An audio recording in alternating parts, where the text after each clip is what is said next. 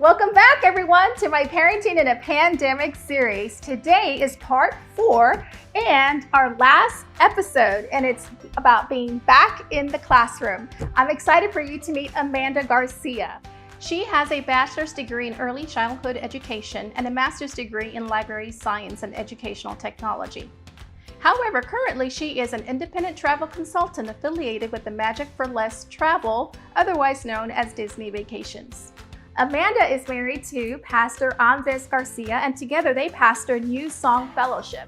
They have 3 children, Emily, who's 15, Selah, 14, and Micah, who's 10. And Amanda has also been a teacher for 15 years. So let's tune in and find out what it's like when your students are back in the classroom.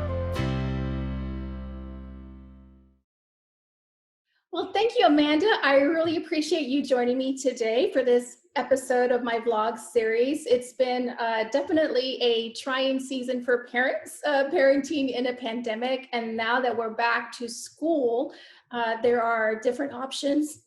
As you know, some and most of our students are attending virtually, so at home. And then, so now I know that some schools, especially since we're in Texas, some schools have opened their doors to our students.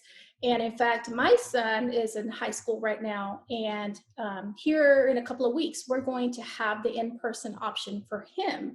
And I know that you and your husband, so I just want to give you and your husband a shout out. Y'all are pastors, first of all, so just bless you guys. What a huge privilege and responsibility that y'all carry to pastor and shepherd a flock. And so thank you so much for doing that. But a question, I know that you have 3 children, and they're in grades 10th, 9th, and 5th. And you and Pastor Garcia have decided to allow your children to go back to in-person school. So just tell us what helped you to make that decision. So last year in March, they closed all the schools and they had to stay home. My girls were fine. They were able to handle the whole educational part of it on their own. My son, I had to sit with him for the entire day, basically. And it even went on into the after school hours when he would normally be doing homework at home. But it was straining on all of us. And my kids really missed interaction with other kids. There's this community aspect of being with other people, not just like this, but with physically in front of people and being able to joke around, be yourself. And they didn't really get that opportunity when they were on Zoom meetings like this with all the rest of their class showing up on their screen and their teacher always there. They didn't I suppose they could have held friendship meetings or whatever, but they didn't do that. So I am enjoying, they're really enjoying just being back with people and getting to discuss stuff without your mom being in the room. So it sounds like the personal interaction, we have heard recently and I'm sure you've probably heard this too in the news, and how there has been an emotional and a toll that has taken place on our youth, our young people, even the young adults from 18 to 26 that are struggling Right. emotionally, mentally, due to isolation because of the pandemic. And so that emotional health and mental health is important, is what I'm hearing you say, that was a part of the reason that you chose. Right. Yes. And then just the school where they go is providing them so much more spiritual discipline than they would get here, like on the TV. The TV is not going to provide all that they need. And then with my husband and I both being kind of ministers in the church, I'm just kind of an appointed minister, but he's, got his degrees and all. There's only so much that they can or that they want to get from us. That I mean, this is why I don't homeschool, is because, they really need somebody else to tell them that the world is round, because mom doesn't know anything. So I it's think just the that's way they funny. are. That it is nice to have that third party because your students, your kids, go to a Christian private school, correct? Right, right. They go to Annapolis Christian Academy. And it's a classical Christian school. So there's so much classical education, and it's all intertwined into, um, it's integrated with faith, and faith being the main reason for learning anything. Um, and So it's so, very structured, is what I'm also understanding. Like that was another good positive reason because of the pandemic. Our students, and I can vouch for that, my teenager has a totally different absolutely. rhythm since Yes, March when all of this came down. And so now we're having to kind of really battle and adjust him in his sleeping schedule and getting the routines. And so it's right. hard to get back into that structural routine, and learning, of course, we know is better in a structured environment. And yes, they thrive on it rather than, sitting on their bed with their computer in their lap. Um, they've they are thriving. They've been so happy. They went back to school August 5th, and Mhm. they did not close their mouths, from the time school ended to the time they went to bed, just about how wonderful it was to be back in school, and my son's playing on the playground, with his rowdy friends and getting to be rowdy Get all on of the that playground. energy out. Yeah. It doesn't happen, but yeah, so Uh, most my plan was go play with your friends. And they're all confined to their own classrooms and classes, so there's mhm. not intermingling between grade levels. So um then, yes, let's talk about the safety measures, because okay. obviously some parents like me that are seriously considering allowing our children to go back to in-person school because they miss their friends. They learn better in person, having a Hmm. teacher in front of them, being able to, if Yeah, there's, especially and their social learners. they can Yes, ask questions in real time and not have to email and wait for a reply, and right. Yes, that whole. clarification. Yes. And so tell me, what safety measures have you taken as a parent, or has your school taken, that really kind of give you that peace of mind that, okay, God, we have a peace about this, and it helps you? Well, the school has really put a whole lot of the responsibility on themselves, on the school itself. They've come up with policies and procedures that are in a separate COVID handbook. So you have like the Mm-hmm. regular student handbook, but then there's also a COVID handbook. But now we drop them off. We're not allowed to go inside. Visitors are not allowed, so parents Mm-hmm. can't be in the building. But I drop them off, and they go straight to their classrooms. Um, with my daughters who are in high school, they get all of the things that they need for the morning from their locker, and Mm-hmm. they head to their classroom, and they're in that one contained classroom for the entire day, and the teachers Mm-hmm. um, are moving to them. They have to wear masks when Mm-hmm. they are not physically in the classroom. They eat lunch in the classroom, except for the high school, which eats lunch in the cafeteria Monday, Wednesday, Friday. They kind of alternate which grade levels from 7th to 12th grade are in the cafeteria Okay. on specific days.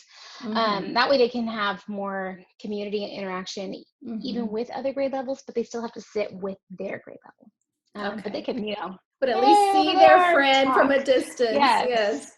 right. My daughters are talking about how Sela was at a table over there and Emily was at a table over there, and they could hear each other's conversations, and they even got involved. So um um So it they sounds like the school is being very proactive. So it is a private oh yeah, school, and they and have they're a temperature smaller, checks. and Hmm. temperature checks. Okay, wow. Temperature checks So yes, before. so temperature checks, wearing masks, physically distant, They are in the classroom, limited they're even movement, spaced. limited movement within the classroom and outside of the classroom.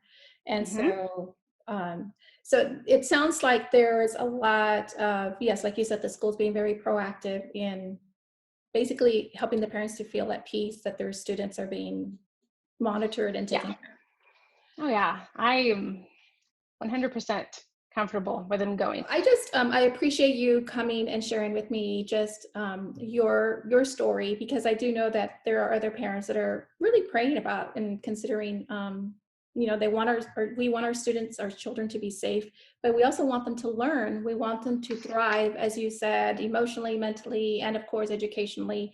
I do know that for my boys, both of them, when they went to online school in the spring, like they especially my older one, who was a senior and had his senior year derail, like he struggled to learn online virtually. He's a physical learner, and so for him Yeah. it was hard.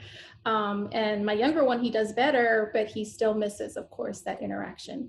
So in closing, Amanda, what would you say as an encouraging word to moms out there, or any parent that is seriously praying and thinking about sending their kids back to school, of how God can, can encourage Well, them? with my own experience, it was a little scary that first day, and it was hard Mhm. because they'd been home for 5.5 months. So as just a mom, it was like I was like leaving him for the first day of kindergarten all over again, but all three of them. Oh, yes. But now, then the next day goes on and on and on. Um, it's just wonderful to see how they are already growing and how they are already um, just getting the most out of this education that they can have. They have so much more time to cover so many more subjects and so much Mhm. more content than they were able to do when it was just online, because they were making modifications for how much they could get done in home. Know also that there are mistakes that you might make as a mom, even in trying to send them back to school or keeping them at home. Um, but I think that we can learn from mistakes. And so, even if you feel like keeping them home is the right thing or sending them to school is the right thing, and then you learn that it wasn't, you can always make it right. There was definitely two ninth, maybe one is still at home, but three of the ninth graders started out at home, and then one by one they started coming back. So I think that everyone who is a parent at the school is realizing that it's okay, um, and everybody's doing their part to keep the kids healthy, and that's what I think all schools are going to do, is do their part to keep kids and teachers healthy. So So, okay, so yes, having peace about the time, when, and yeah. then when we do make that decision to send our kids back, that everybody is doing their best to keep everyone healthy. And I think, And everybody's nervous about it too. It's mhm, not like I'm not nervous. It's just there's something that I knew that they needed. And mhm. so I could probably keep them home for my own nervous sake, but for, the good of my kids, they should be in the classroom. And I know that that's what's best for them. Um, so I don't want to keep them here unnecessarily, you know. So yes, praying about what is best for your family. And that's one thing that we've been talking about in this series, is that every family is different, and we have to do what's best for our children as parents and Right. And trust there may God be, in that. yeah, and Yes. there may be needs that, like students who may be health compromised, that they shouldn't be Mhm. um, attempting being in a classroom with other people. Um, my kids are not that, so I went ahead Mhm. and sent them. But yeah, definitely pray before making a decision um, on whether to send them or to keep them home, and know and go with what's best for them and now what's best for me.